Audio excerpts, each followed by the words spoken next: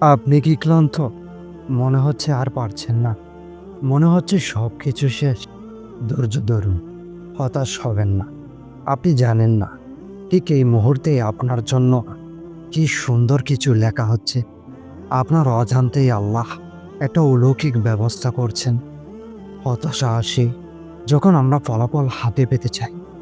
কিন্তু আল্লাহ আমাদের শেখাতে চান অপেক্ষার শক্তি। আপনি হয়তো ভাবছেন, কেন?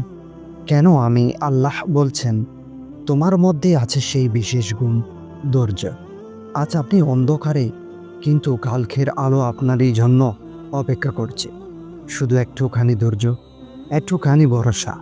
আল্লাহ কখনো কাউকে হতাশ করেন না। আপনার গল্প এখনো শেষ হয়নি। সেরা অধ্যায়টা এখনো আসেনি। আল্লাহর দয়া এক মুহূর্তে সবকিছু বদলে দিতে পারে। তাই ভিডিওটি শেয়ার করুন, কেউ একজন আজ এই বার্তাটা শুনে বাঁচতে চাইবে। ধৈর্য, আশা, আল্লাহর উপর ভরসা।